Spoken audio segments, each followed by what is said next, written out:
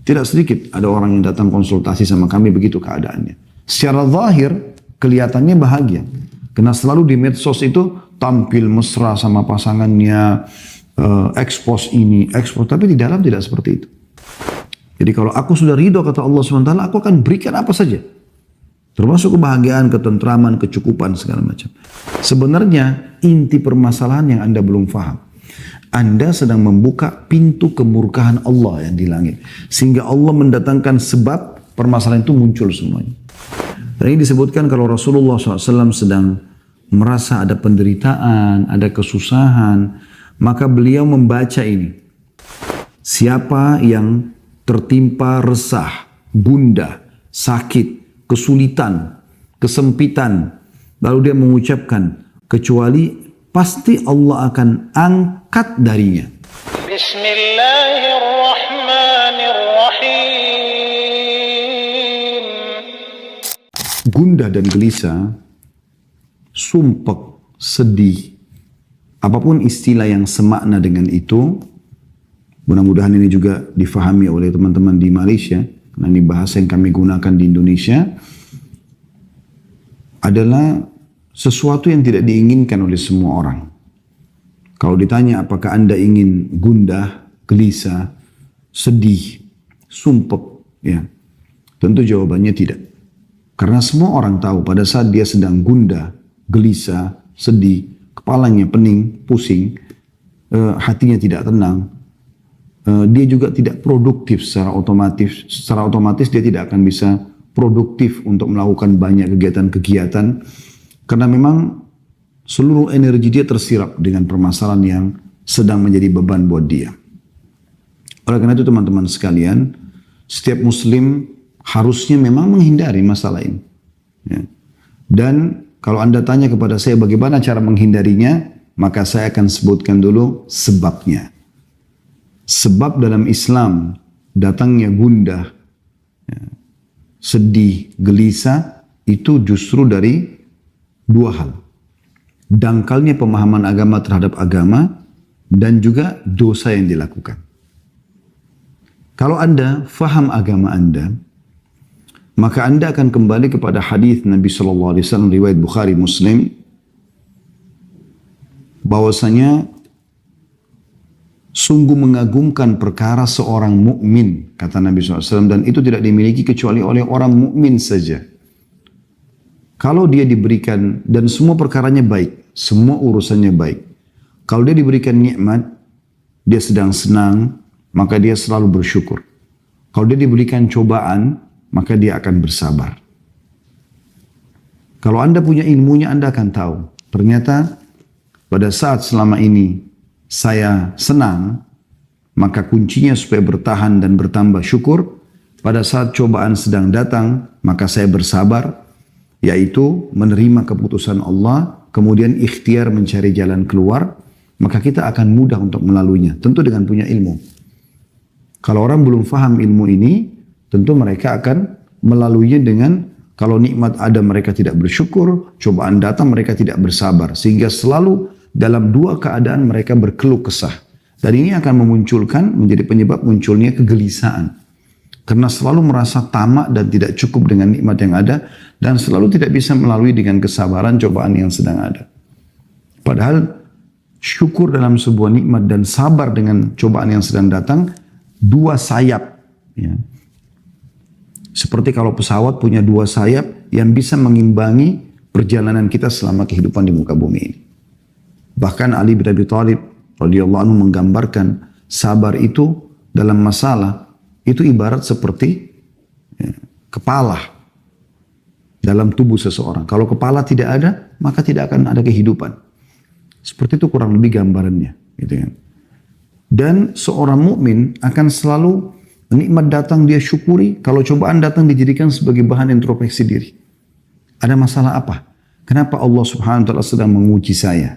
Gitu kan?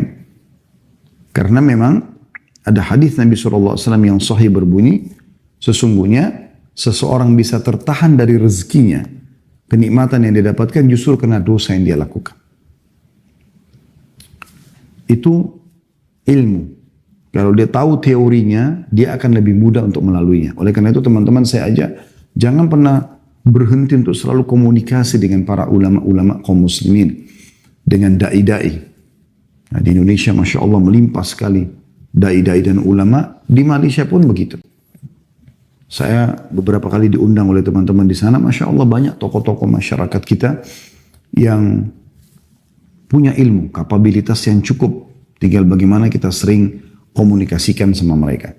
Pada saat Anda punya perusahaan, Anda selalu jangan lepas untuk komunikasi dengan para ulama. Kira-kira ini halal atau tidak. Ya, kira-kira pegawai ini, kalau dia melakukan pelanggaran seperti ini, secara agama, saya udah boleh berhentiin atau belum. Gitu kan. Atau apa saja. Ya, sumber, modal, sistem yang sedang dipakai, produk yang dijual, apakah semua sudah sesuai dengan agama. Jadi selalu ada agama yang menjadi pengontrolnya. Begitu juga dengan Anda dalam rumah tangga. Ada figur ulama yang Anda jadikan sebagai penengah dalam masalah-masalah dalam rumah tangga. Apakah antara suami istri, apakah antara orang tua sama anak, apakah anak sama orang tua, atau mungkin sama kerabat secara umum. Ini satu sisi. Penyebab gundah gelisah ini adalah karena kurangnya ilmu. Sehingga selalu kalau nikmat ada tidak bersyukur, kalau ada cobaan tidak bersabar. Seperti itulah. Ya. Padahal kalau dia punya ilmunya, dia akan bisa melalui semua itu. Yang kedua, yang menjadi penyebab adalah dosa. Dan ini yang banyak sekali di antara kaum muslimin tidak memahaminya. Sebenarnya suntuk, sumpek, sedih itu karena dosa. Tidak ada alasan yang lain. Ya. Seperti ibaratnya Anda kerja di satu perusahaan, kalau Anda menjadi seorang pegawai yang prestasi, datang on time, kerjakan pekerjaan yang diminta, ya, kita selalu mengikuti peraturan yang ada. Maka saya yakin Anda akan senang saja, happy aja di perusahaan itu.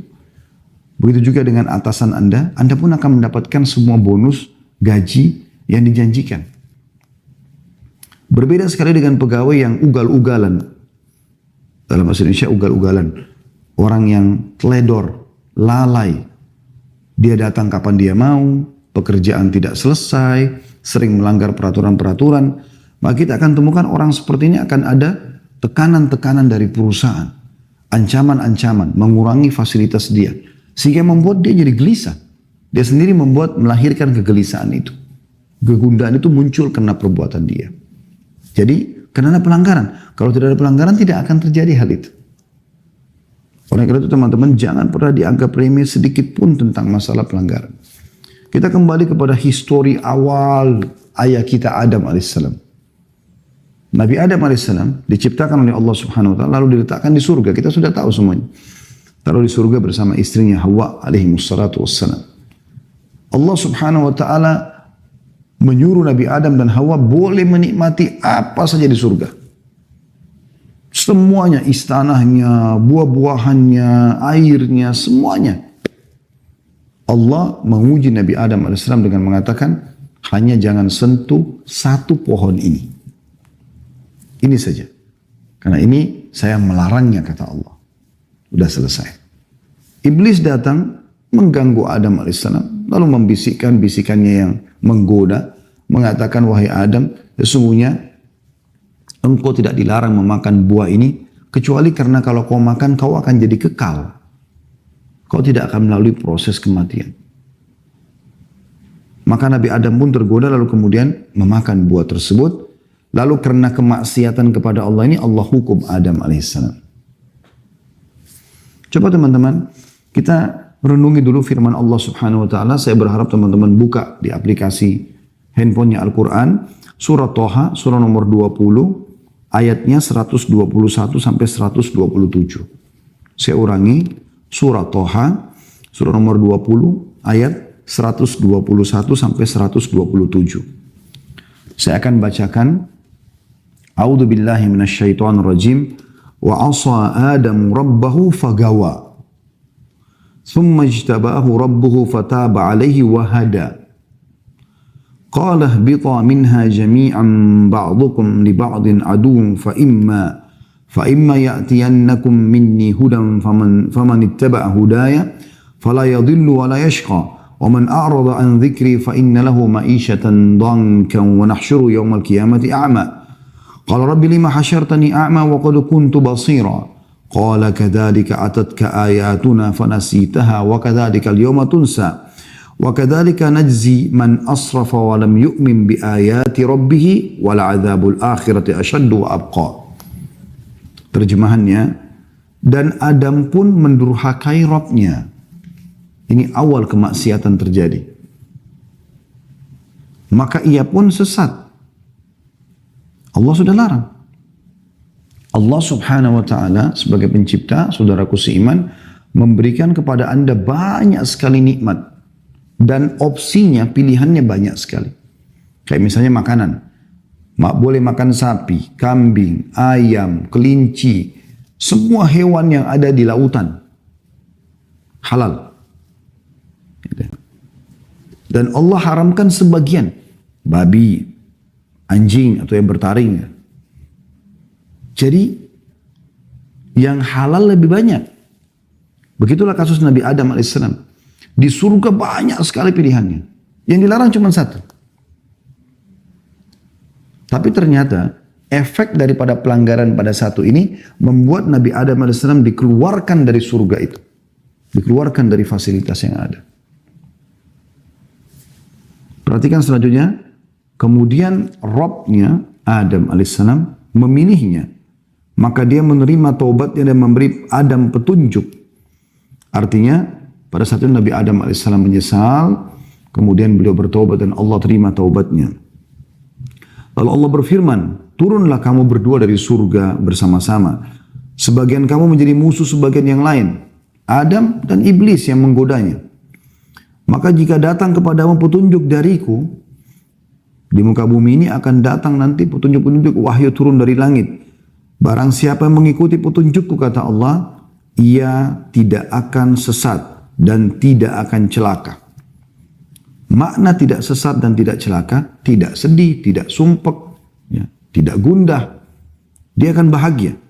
Dan barang siapa yang berpaling dari peringatanku, tidak mau menikmati apa yang Allah halalkan dan sibuk dengan apa yang Allah haramkan. Padahal yang haram itu sedikit sekali ya.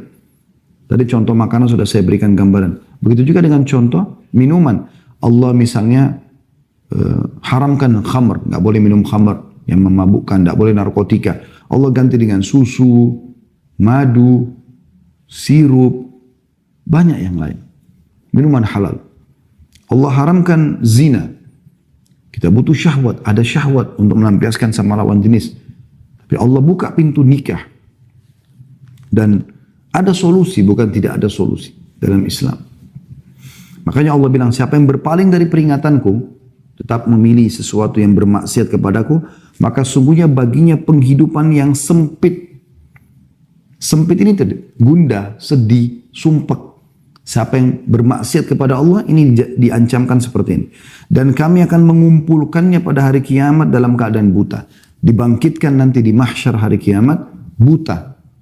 Lalu dia akan berkata, ya Rabbku, wahai penciptaku, mengapa engkau menghimpun aku dalam keadaan buta? Padahal aku dahulu, maksudnya di dunia, dalam keadaan bisa melihat. Allah berfirman, demikianlah. Telah datang kepadamu ayat-ayat kami. Maka kamu melupakannya. Dan begitu pula pada hari ini pun kamu dilupakan. Ya, hari kiamat tidak akan dilihat oleh Allah SWT. Dan demikianlah kami membalas orang-orang yang melampaui batas dan tidak percaya terhadap ayat-ayat Rabb-nya. Maksudnya sudah dilarang, kenapa masih dilanggar? Sudah diperintahkan, kenapa enggak dikerjakan? Dianggap oleh Allah melampaui batas dan tidak percaya dengan ayat-ayat Allah.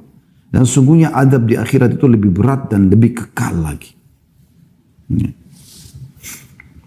Kita bisa lihat di sini teman-teman sekalian, dalam ayat-ayat ini sangat jelas bagaimana Allah Subhanahu wa taala memastikan di ayat 123-nya, "Faman ittaba'a hudaya fala yadhillu wa la yashqa." Barang siapa yang mengikuti petunjukku maka ia tidak akan sesat dan tidak akan celaka. Artinya dia akan bahagia.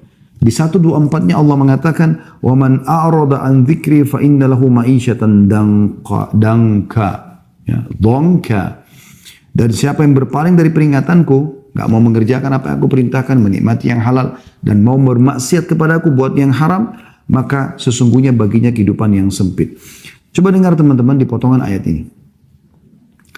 Bagaimana Ibnu Katsir rahimahullah, ahli tafsir yang masyhur, punya tafsir Quranul Azim, di jilid 3 halaman 164 menjelaskan. Dia mengatakan, di dunia dia tidak akan mendapatkan ketenangan dan ketentraman bagi orang yang bermaksiat kepada Allah. Hidupnya akan sumpek, suntuk, sedih, gelisah.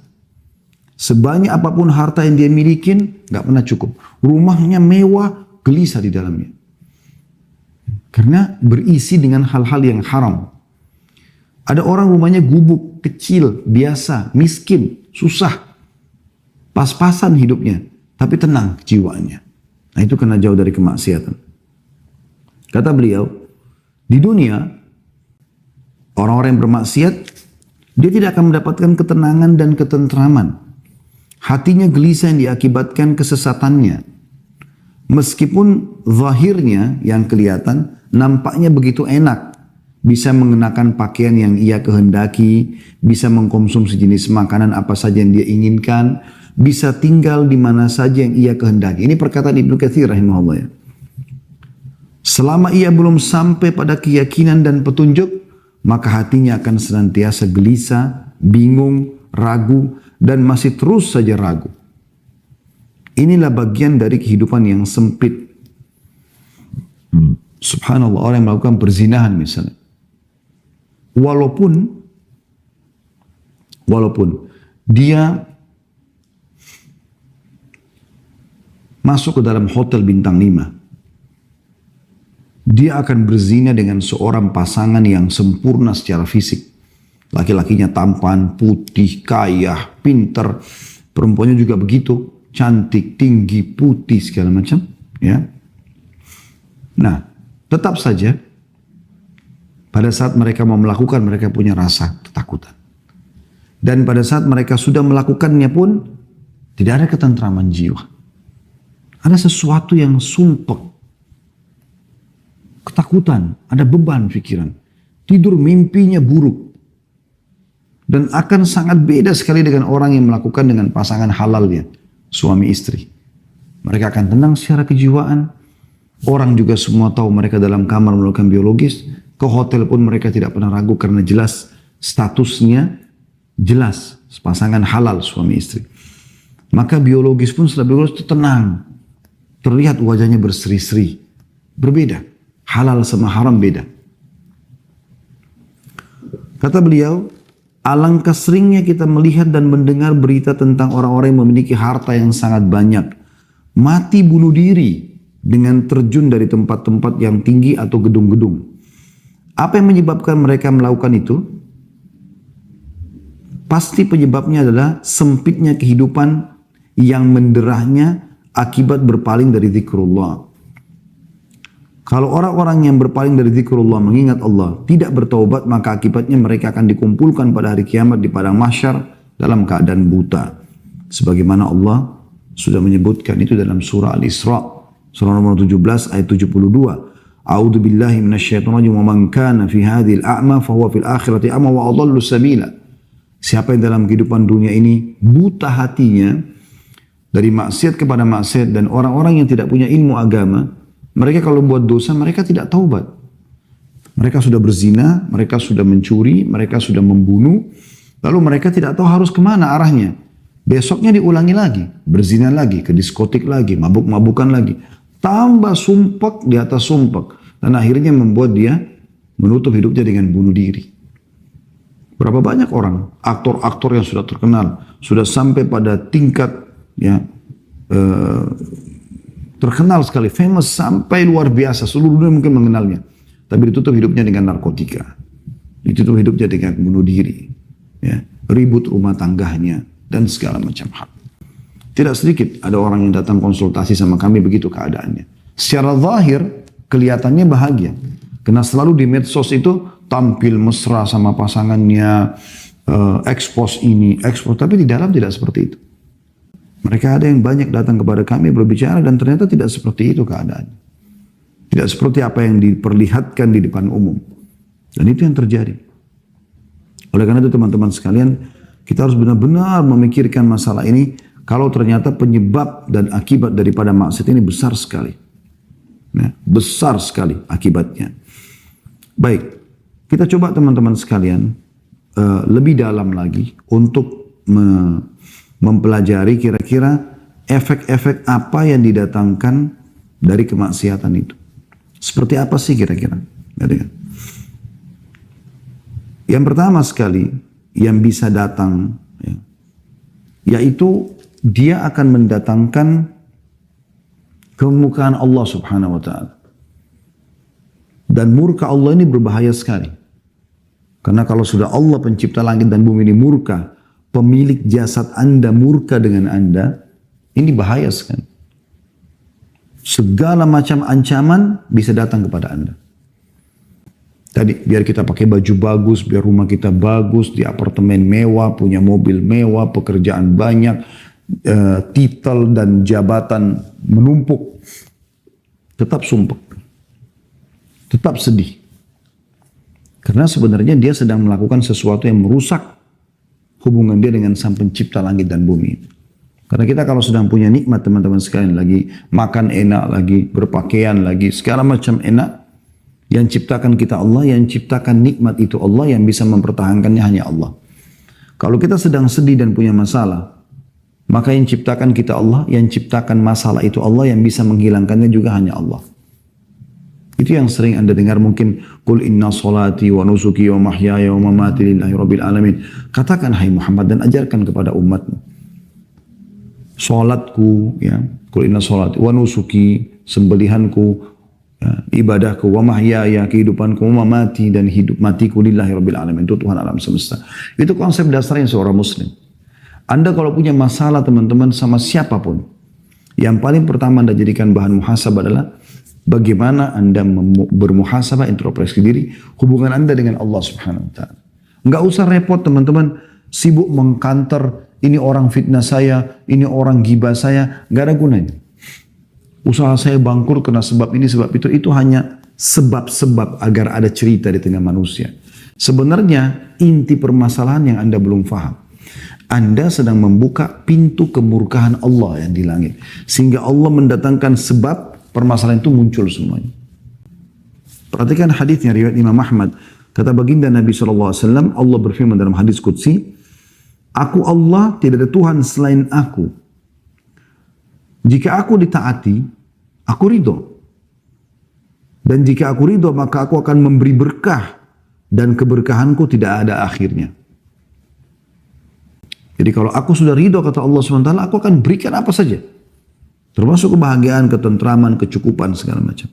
Tapi jika manusia maksiat kepadaku, berbuat dosa kepadaku, melanggar, aku murka. Dan jika aku murka, aku akan melaknatnya. Dan laknatku akan sampai pada 7 turunannya. Artinya akan turun kepada orang-orang ini. Bahaya sekali. Ya. Dan ini poin yang harus digarisbawahi teman-teman. Cukup kemurkaan Allah Subhanahu wa Ta'ala ini datang kepada kita, ini bahaya sekali. Maksiat kepada Allah juga ini bisa menghalangi Anda dari ilmu, ide-ide yang bagus, yang brilian gitu. Dinukil dalam sebuah kisah Imam Syafi'i rahimahullah berkata, beliau sering kalau dikasih hafalan oleh gurunya Imam Waqi, hafal lupa, hafal lupa. Maka dia bilang dalam syairnya yang masyhur, syaqautu ila Waqi'i su'a hifdhi. Aku keluhkan kepada Imam Waqi tentang buruknya hafalanku. Fa akhbarani bi anna fa arsyadani ila tarki ma'asi. Maka dia memerintahkanku untuk meninggalkan dosa-dosa. Wa akhbarani bi anna ilma nurun, dan dia menyampaikan kepadaku bahwasanya ilmu itu adalah cahaya. Ya. Wa nurullahi la yu'ta li 'asi. Dan cahaya Allah tidak akan diberikan kepada orang yang bermaksiat. Oleh karena itu teman-teman sekalian, maksiat Anda lakukan ini akan menghalangi Anda dari ilmu agama, memahami ilmu agama, dan ini adalah panduan hidup Anda. Ilmu agama ini seperti bodyguard. Karena Anda mau makan, mau minum, mau bergaul, mau bekerja, ilmu agama akan datang seperti bodyguard. Ini boleh, ini nggak boleh. Ini nggak bisa Anda fahamin karena buat maksiat. hilang panduan hidup itu. Begitu juga Anda tidak punya ide-ide lagi untuk bisa ya mengembangkan usaha apa, susah karena kemaksiatan yang sedang terjadi. Sebaliknya orang-orang yang taat, orang yang beriman itu akan lebih mudah bagi dia. Yang ketiga,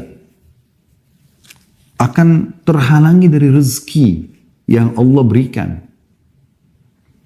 Disebutkan dalam sebuah hadis riwayat Ahmad, kata baginda Nabi SAW, sesungguhnya seseorang akan diharamkan dari rezekinya sebab perbuatan dosa yang ia lakukan.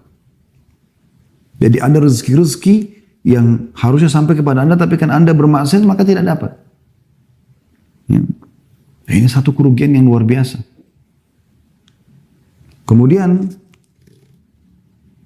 yang keempat teman-teman sekalian, tadi itu yang ketiga ya. Pelaku-pelaku maksiat ini akan dijauhi oleh manusia. Misalnya orang khianat, pendusta, ya, orang yang suka fitnah, adu domba. Ini semua teman-teman akan dijauhi oleh manusia. Nggak ada orang yang suka sama dia. Dan ini masalah lain dalam hidupnya dia.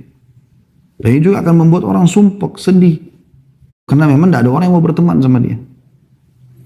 Yang kelima, nampak di ronah wajahnya itu tanda-tanda perbuatannya.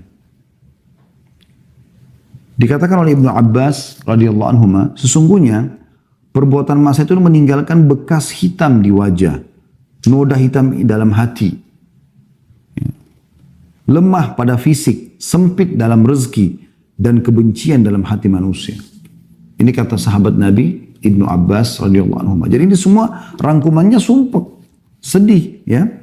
Saya ulangi kata beliau, sesungguhnya perbuatan maksiat meninggalkan bekas hitam di wajah. Entah seperti apa. Tapi orang kalau lihat kayak nggak ada cahaya wajah itu. Ada mungkin orang miskin, hidupnya susah, tapi karena selalu taat kepada Allah, wajahnya bercahaya. Kalau Allah bisa memberikan kepada kita digabungkan, alhamdulillah, kita sudah kaya, mampu, pintar, maka Allah berikan gabungan antara pencahayaan di wajah dan juga rezeki yang melimpah. Noda hitam dalam hati. Hatinya kelam, sumpek.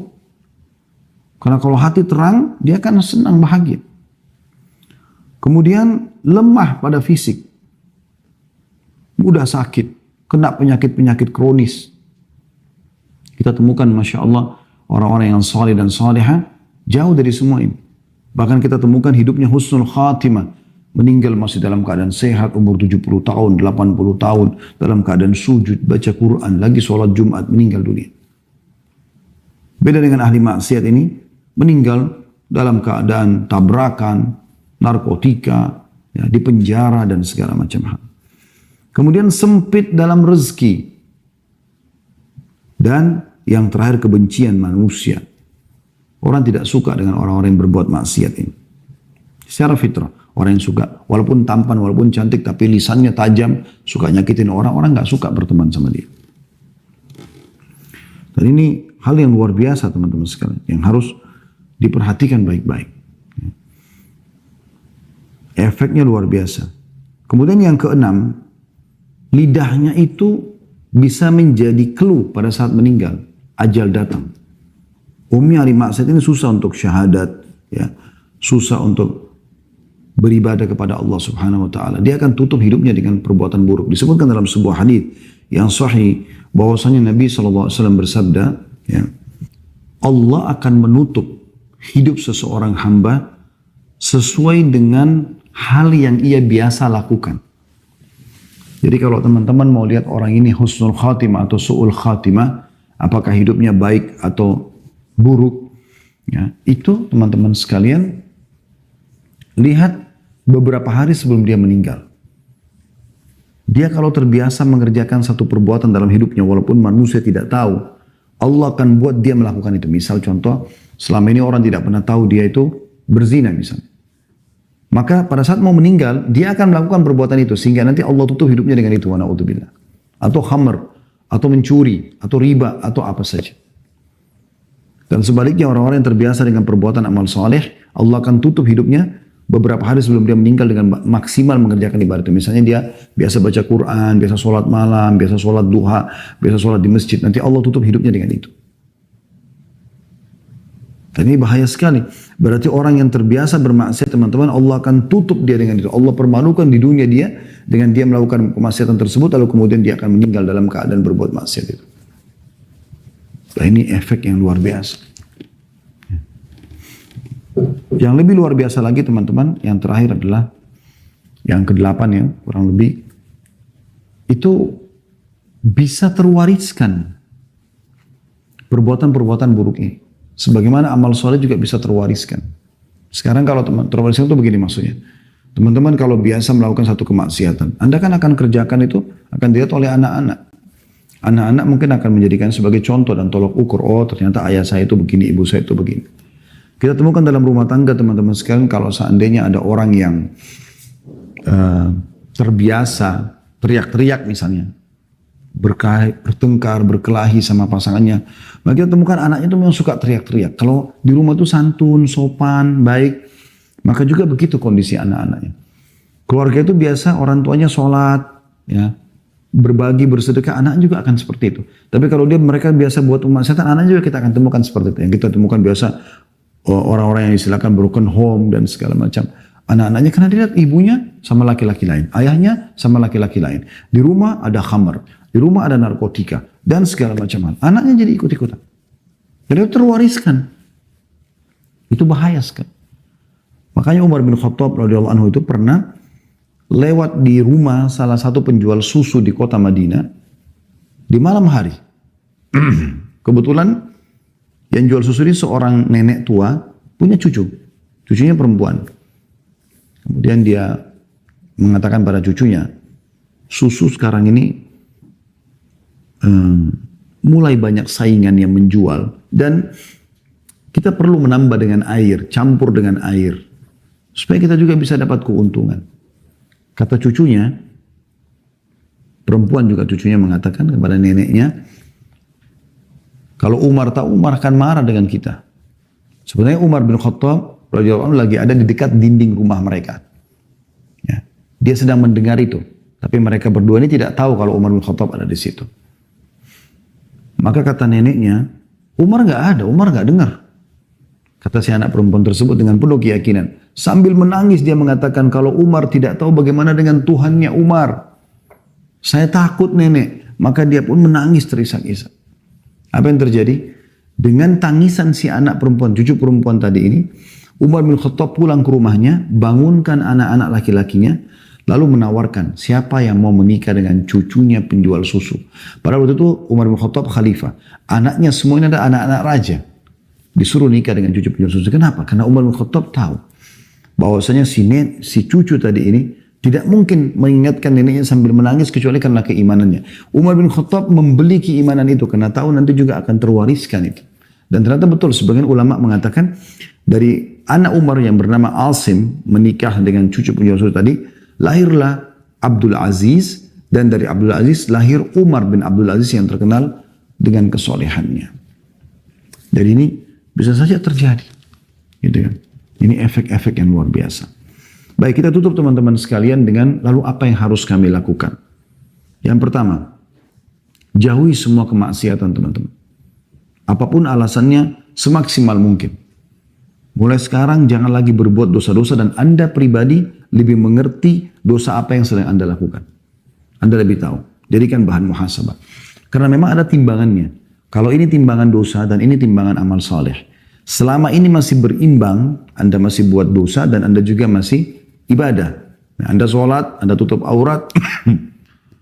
Tapi Anda juga, teman-teman sekalian, masih berzina, masih khamr dan seterusnya.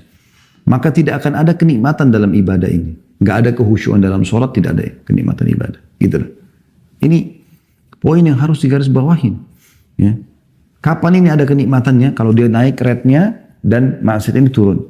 Dengan cara Anda tutup, kunci. Nanti Anda akan rasakan kalau Anda tutup pintu dosa. Anda lebih tahu dosa masing-masing. Anda coba muhasabah. Apa yang Anda lakukan pelanggaran dalam keseharian, coba tutup. Seminggu, sebulan, berhentikan. Caranya baca ancaman Allah di dosa itu. Ketik di Google ancaman zina, ancaman riba, ancaman ini. Supaya Anda tinggalkan. Nanti ini kalau terkunci, Anda lakukan ibadah yang biasa saja. Sholat 5 waktu, sholat duha, zikir pagi petang, baca beberapa ayat Al-Quran, silaturahim keluarga yang sudah biasa. Ini akan naik nanti, naik. Nanti Anda akan rasakan kehusyuan yang luar biasa. Yang Anda tidak rasakan sebelumnya. Kan begitu. Jadi tinggalkan semua maksiat. Karena maksiat itu untuk dipelajari dan ditinggalkan. Kalau Anda pernah lakukan dulu, bertaubat kepada Allah. Taubat itu adalah tiket VIP untuk menuju kepada surga Allah SWT dan juga mengembalikan semua fasilitas di dunia.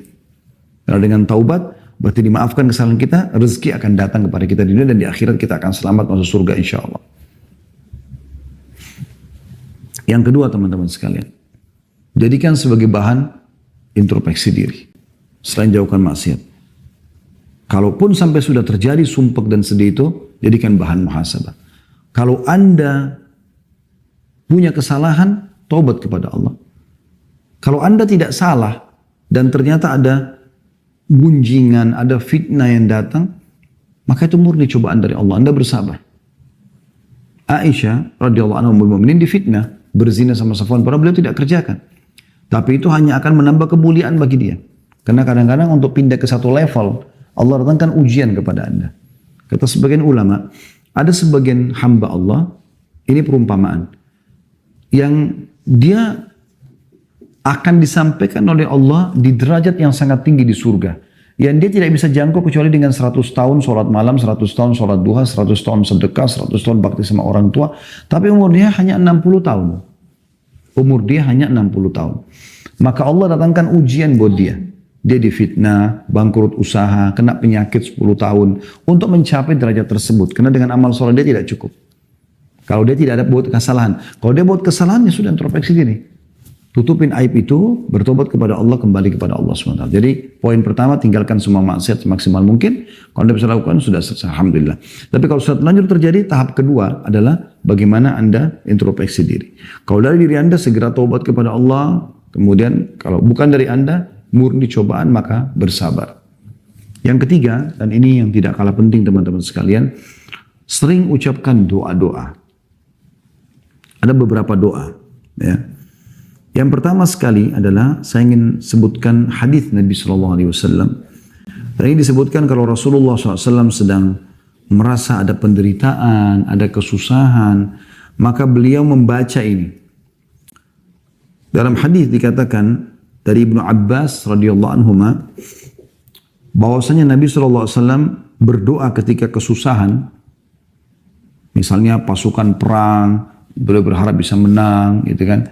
Ada masalah-masalah peceklik yang sedang datang, musim panas, maka Nabi SAW baca La ilaha illallahul azimul halim. Ya, kalau sempat tulis Alhamdulillah, kalau enggak maka mungkin bisa didengarkan, semoga bisa dihafal. La ilaha illallahul azimul halim. Artinya, tidak ada Tuhan yang berhak disembah kecuali Engkau ya Allah. Al-azim yang maha agung, al-halim ini adalah yang maha bijaksana, lembut. La ilaha illallah rabbul arshil azim. Ini potongan keduanya. Tidak ada Tuhan yang berhak disembah kecuali Allah, pemilik singgasana yang agung. Potongan ketiga, la ilaha illallah rabbus samawati wa rabbul ardi wa rabbul arshil karim. La ilaha illallah, tidak ada Tuhan yang berhak disembah kecuali Allah, rabbus samawati wal ard, Tuhan pemilik langit dan pemilik bumi, wa rabbul arshil karim, pemilik singgasana yang agung. Jadi saya ulangi, la ilaha illallahul halimul, la ilaha illallahul azimul halim, azim agung, halim itu sabar, penyayang, dan seterusnya bisa bermakna itu. Kemudian, la ilaha illallah rabbul arshil azim, tidak ada Tuhan yang berhak disembah kecuali Allah, pemilik singgasana yang agung. La ilaha illallah, tidak ada Tuhan yang berhak disembah kecuali Allah, rabbus samawati wa rabbul ard, Tuhannya langit dan Tuhannya bumi, wa rabbul arshil karim, dan pemilik singgasana yang mulia. Ini diriwayatkan oleh Bukhari Muslim. Jadi Nabi SAW sering ucapkan itu kalau beliau merasa ada sesuatu yang mengganjal. Kemudian dalam hadis yang lain disebutkan dari Abu Bakar radhiyallahu anhu, beliau mengatakan bahwasanya Rasulullah SAW mengajarkan tentang doa resah, doa sedih, gundah.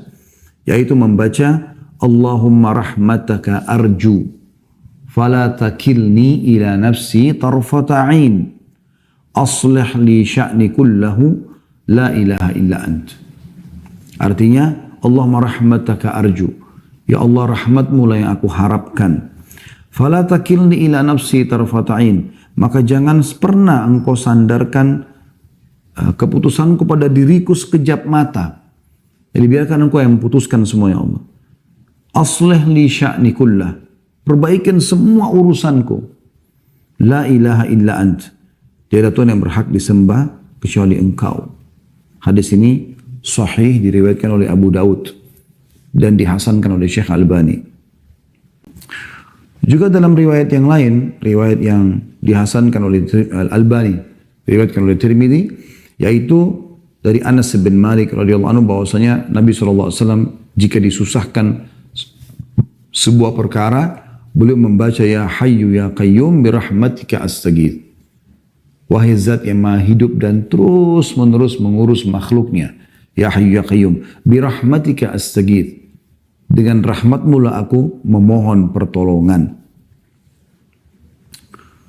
Kemudian dalam hadis yang lain, ini beberapa jenis doanya ya. Ini kurang lebih doa yang keempat. Dalam hadis riwayat Abu Daud dan dihasankan oleh Syekh Albani dari Asma binti Umais radhiyallahu anha, beliau berkata bahwasanya Rasulullah SAW bersabda kepada dia, maukah aku ajarkan kepadamu beberapa bacaan yang kalau kau baca ketika kamu susah? Maka dia mengatakan iya.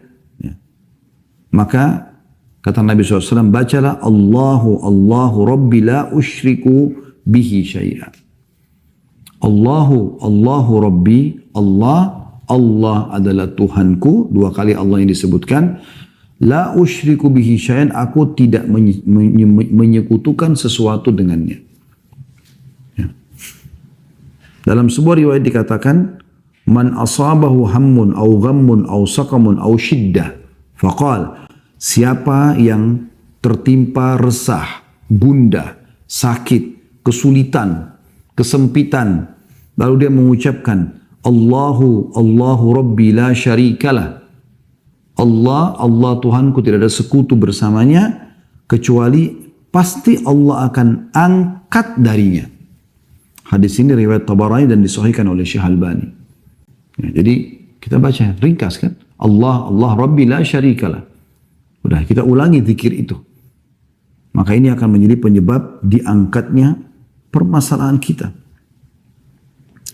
Dalam hadis yang lain juga kata Nabi SAW dari Abdullah bin Mas'ud radhiyallahu anhu, tiada sesuatu kegundahan dan kesedihan, sumpek, gelisah yang menimpa seseorang lalu dia membaca Allahumma inni abduka, ya Allah sungguhnya aku adalah hambamu, wabni abdika, dan anak hambamu laki-laki, wabni amatika, dan anak hambamu perempuan, maksudnya ayahku adalah hambamu, ibuku juga adalah hambamu.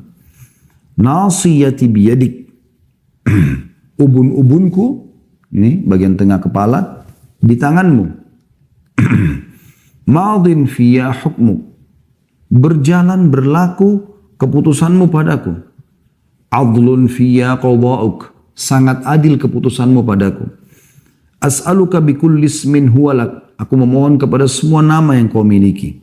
Sammaita bihi nafsak, engkau menamakan dirimu dengannya, au 'allamtahu ahadan min khalqik, atau engkau mengajarkan kepada salah satu hambamu, au anzaltahu fi kitabik, atau engkau turunkan pada kitabmu, au sta'tharta bihi fi ilmil ghaibi 'indak, atau engkau menyimpannya di sisimu, di ilmu ghaib milikmu, an taj'al Qur'an rabi'a qalbi, agar engkau menjadikan Al-Qur'an sebagai penghibur hatiku, wa nura sadri, cahaya dadaku, wajila'a huzni wa dhahaba hammi, dan penghibur kesedihanku juga penghibur kegelisahanku.